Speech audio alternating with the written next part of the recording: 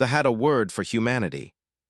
It did not translate well into any human language. The closest approximation was something between amusing and temporary. They used it the way humans might use the word mayfly, a creature that burns bright for a moment and then disappears, leaving nothing behind worth remembering. They had been watching Earth for 300 years. Not because humanity was impressive, because humanity was confusing. Every other civilization that had observed followed a predictable pattern. Discovery of fire, agriculture, industry, nuclear capability, space travel. At each stage, the civilization either destroyed itself or stabilized and became something manageable, something that could be categorized, predicted, controlled. Humanity had not followed the pattern. They had nearly destroyed themselves 17 times by this count. Plagues, wars, environmental collapse, economic implosion. Each time they had watched with mild interest, certain that this would be the one that finished them. Each time, humanity had done something unexpected. They had survived, not gracefully, not cleanly, but completely with a stubborn, ugly, ferocious refusal to stop existing that the most senior scientists had no framework to explain. They should be gone, Chief Observer said, staring at 700 years of Earth data on the display in front of her. By every model we have, they should have been gone 400 years ago. And yet, said her assistant. And yet, she agreed. She pulled up the most recent data. Humanity had just achieved stable fusion energy, solved their crisis, landed their first crewed mission on another star system's planet, all in the same decade. They move in bursts, she said quietly. Near extinction, then explosion, near extinction, then explosion, like they need the pressure. Her assistant said nothing. He had learned over years of working with that sometimes she was not talking to him. Send the contact team, she finally said. It is time to introduce ourselves. Captain was 3 weeks from retirement when the alien ship appeared in high Earth orbit. He had spent 31 years in Earth Defense Command. He had done everything: deep space patrol, asteroid interdiction, diplomatic escort, combat operations during the colony's conflict of 2187. He had seen things that had rearranged his understanding of the universe several times over. He looked at the alien vessel on his tactical display and felt something he had not felt in a very long time. Genuine surprise. It was enormous, easily 20 times the size of Earth's largest carrier. It had appeared without warning, without any detectable approach vector, as if it had simply decided to exist in that location and the universe had agreed. Its hull was a dark material that seemed to absorb light rather than reflect it. It was completely still. It was not charging weapons. It was not broadcasting on any standard frequency. It was just there, waiting. All stations, said his voice calm. Battle ready, weapons hold, nobody fires unless I say so. He opened a broadband transmission on every frequency they had. This is Captain of the Earth Defense Vessel Perseverance. You are in restricted space. Please identify yourself and state your intentions. Silence for 40 seconds. Then a voice came back, perfect English, calm as still water. Captain, we have been observing your civilization for 3 centuries. We have come to make an assessment. Please do not be alarmed.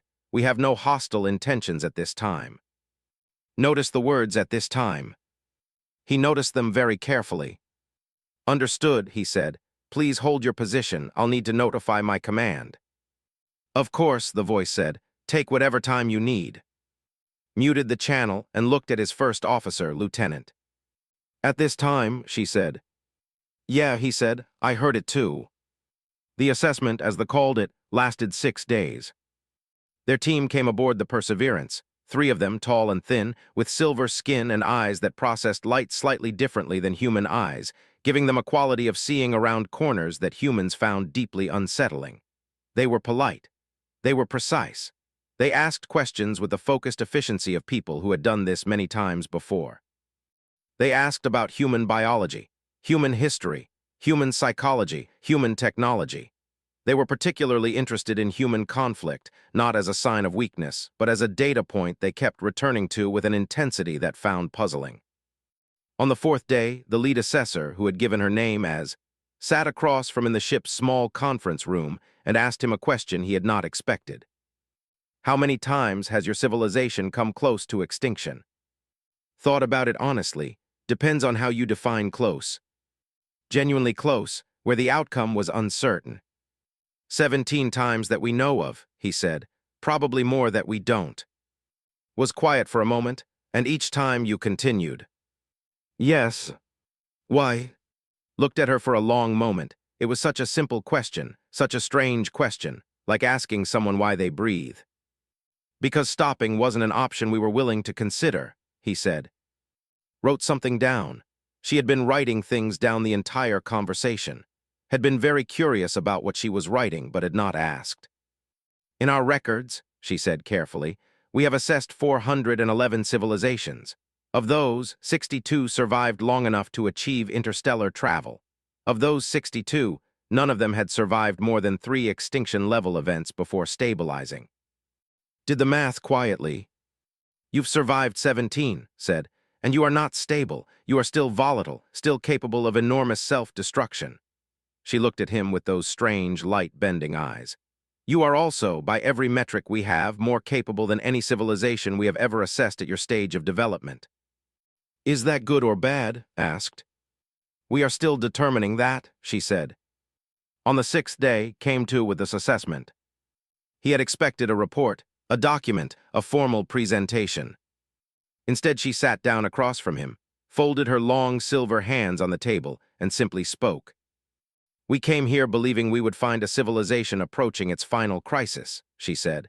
We have assessed many like you, volatile, brilliant, self-destructive. They burn hot and they burn out. We expected to find you burning out. And said, you are not burning out, she said. You are burning hotter. She paused. Every near-extinction event in your history has made you more capable, not less. You have learned from each one, adapted, built redundancies, created systems specifically designed to survive the thing that almost killed you last time. She looked at him steadily. You are the only civilization in our records that has used its own near-deaths as fuel. The room was very quiet. What does that mean for your assessment? Asked. Was silent for a moment. It means, she said slowly, that we came here to determine whether humanity was a concern. She met his eyes. We are leaving with a different question entirely. Which is? She stood, gathered her materials, paused at the door. Whether the rest of the galaxy, she said quietly, is ready for what you are becoming. She left, sat alone in the conference room for a long time after that. Outside the viewport, the stars were very still and very bright and very numerous. He thought about 17 extinction events, about everything that had tried to end humanity and failed, about the stubborn, ugly, ferocious refusal to stop existing that had carried his species from caves to the stars. He thought about what came next. Then he went back to the bridge, because there was work to do, and humanity had never once stopped working. Not once. Not ever.